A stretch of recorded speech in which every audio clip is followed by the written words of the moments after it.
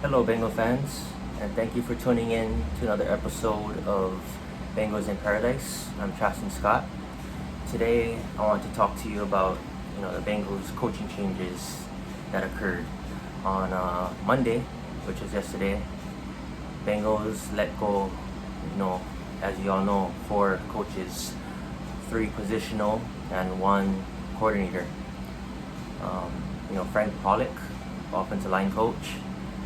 Marion Hobby, the defensive line coach, James Betcher, the linebacker coach, and of course Lou Anarumo, the DC.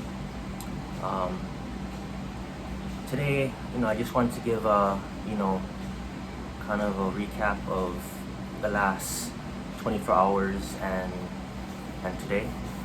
So yesterday, 4 coaches got let go. It was Zach Taylor's decision, and I can see where his mindset is at and the reasonings why he let go all 4 coaches. It was just basically time for a change, especially when it comes to the defensive side of the ball.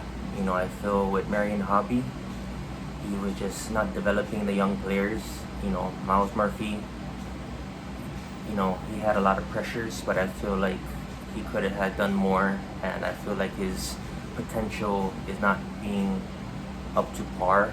That could be coaching, and I just feel Marion Hobby wasn't bringing out the best in the defensive line room. And with the linebackers, James Betcher was let go. Linebackers did okay, but I could see the reasoning why he's seeking improvement. A lot of missed tackles, a lot of miscommunication. Mainly towards Jermaine Pratt, who had a lot of tackles this season, but kind of had a rough season. He was just slow to the ball. Missed tackles. And it wasn't just him. King Davis Gaither and whatnot. So I'm on board. With James Betcher being let go, and then we shift to the offensive side of the ball. Frank Pollock, the O-line coach, he got let go. And don't get me wrong, he's a hell of a coach. He's a good coach, but he wasn't the perfect fit with what Zach was trying to run with this offense. It just didn't mesh. We all know that with Joe and this offense, it's basically shotgun, spread, and I feel like with the way Frank likes to have his run game scheme, it didn't work out.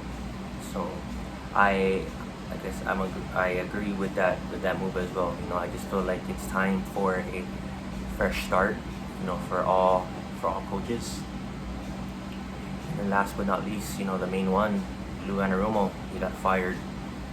The DC, I'll always love Lou, and I'll always appreciate the things that he done for the Cincinnati Bengals.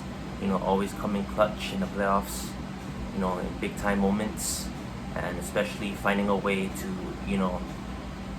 do well against, the elite quarterbacks. We've seen it in the playoffs with, shutting down Josh Allen, containing Patrick Mahomes. There was just a lot of key moments that this defense had under Lou, and I'll always be appreciative for what he's done.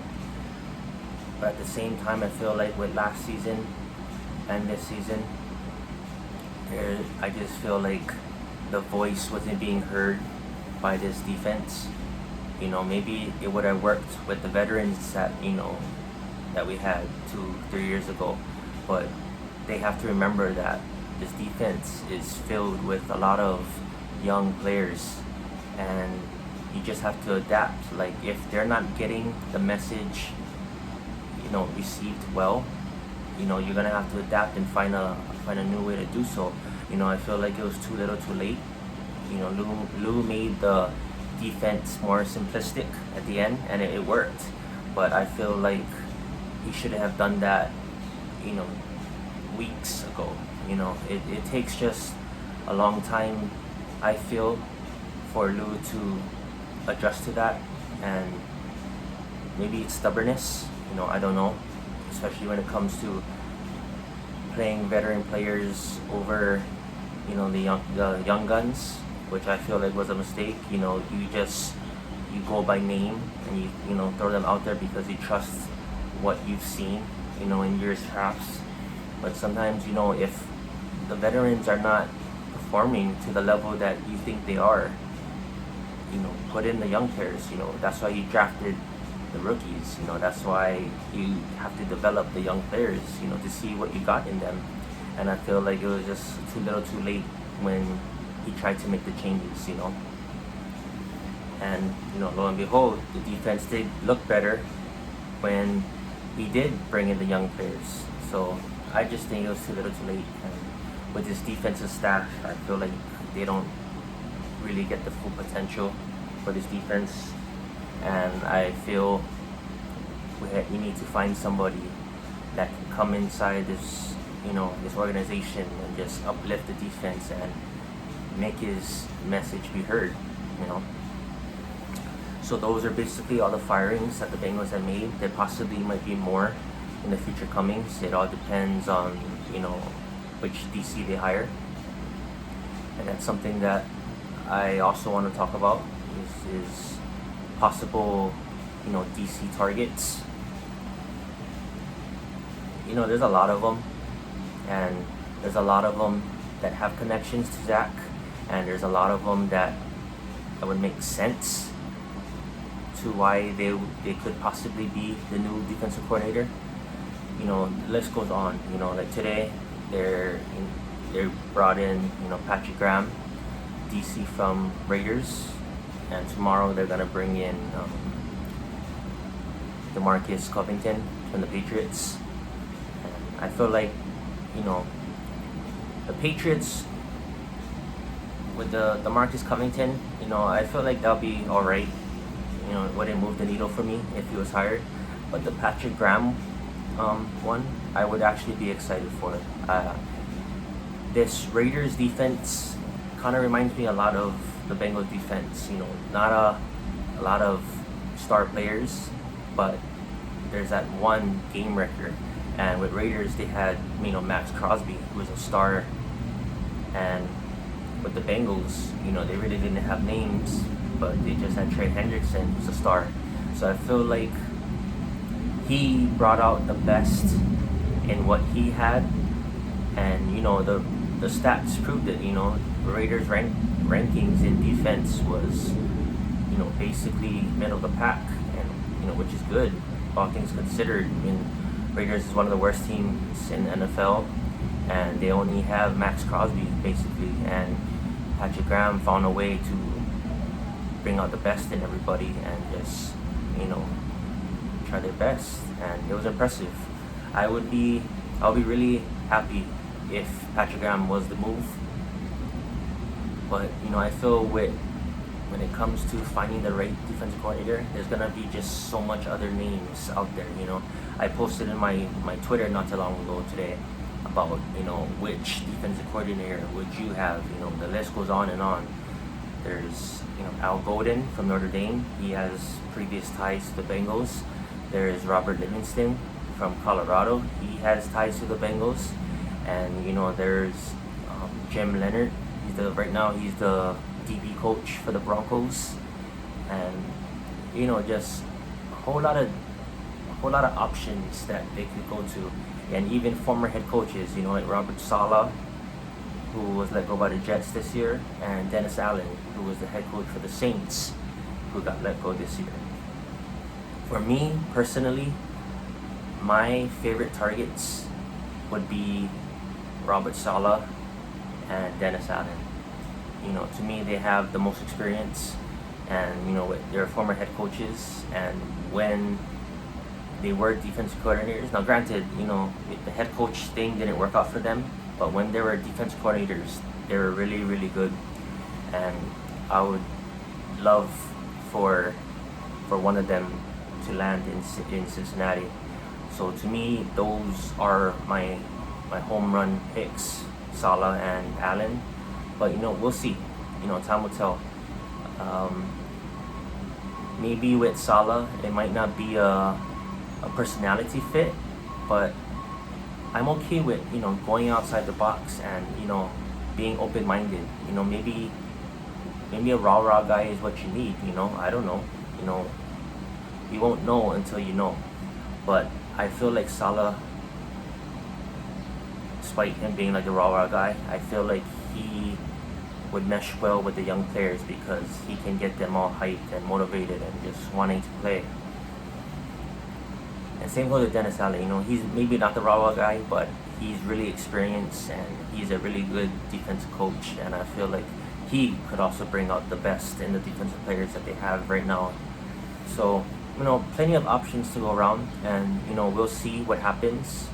Like I said, today they brought in Graham. Tomorrow they're going to bring in Covington, and we'll see who else they call to bring in for interviews. But it's an exciting time because I didn't expect there to be much changes when the season ended, but here we are. 4 coaches was let go.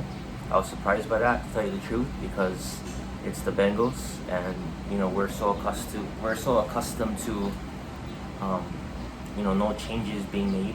But it was Zach's call. They made changes, and we'll see. Like I said, where it goes from with Charles Burks, our cornerback coach, and Kovacs, the safety coach. If they're gonna be still with the team or not, it all depends on whoever they bring on board. But when it comes to the position coaches, it's kind of hard to scour who's available and who you'd want. When it comes to like coordinator positions, that's more it's more easy to see who's out there and who you would like to have for the team. And with that being said, it's exciting times, and we're gonna find out, I think, sooner rather than later, who's gonna be the next DC for the Cincinnati Bengals. And it's just exciting because if they do bring in somebody, will they run a brand new defensive scheme? Will it be moving to a 3-4? Will it be staying to a 4-3? It's exciting, and I would like to see if they're on board with the young players that we currently have, that they can develop. We have so much on the team. Miles Murphy, Cedric Johnson, Chris Jenkins, McKinley Jackson, all the young linebackers, and especially the DB room, and that's why I feel like I wouldn't be surprised if Charles Burke stays, because he did quite a hell of a job with the cornerbacks. A lot of them stepped up to the plate this year. DJ Ivey, Cam Taylor-Britt, despite him having a roller coaster season. Marco Wilson, Josh Newton, he brought out the best in them, and I was impressed with the cornerback room and with what he did and with what he had. Especially losing Dax Hill and DJ Turner earlier in the season. So we'll see what Bengals decide to do. But me personally, if you're gonna let go Lou Anarumo, you better go for that home run hit, because Lou is one of the best defensive coordinators out there, and I feel like if you're gonna fire him, you have something in place where you want to find that home run, that grand slam, because it wouldn't make sense to let go Lou and hire somebody that's not really well known, or someone that's unproven. That just wouldn't make sense to me. I feel like, especially with Zach Taylor's seat being like real hot right now, I feel he knows that the pressure's on him, and I feel like he's gonna go swing for the fences and try to find somebody that will fit what they're trying to do, but find that person that would make an immediate impact with his experience and whatnot. So we'll see. But I'll be posting another Bengals in Paradise episode whenever there's the latest breaking news, whether it's who else they bring in for interviews or who they decide to hire. and all that. I'll be recapping all that shortly. But until then, Bengal fans, I hope you enjoyed this video and enjoy the rest of your day. Hoo day and mahalo.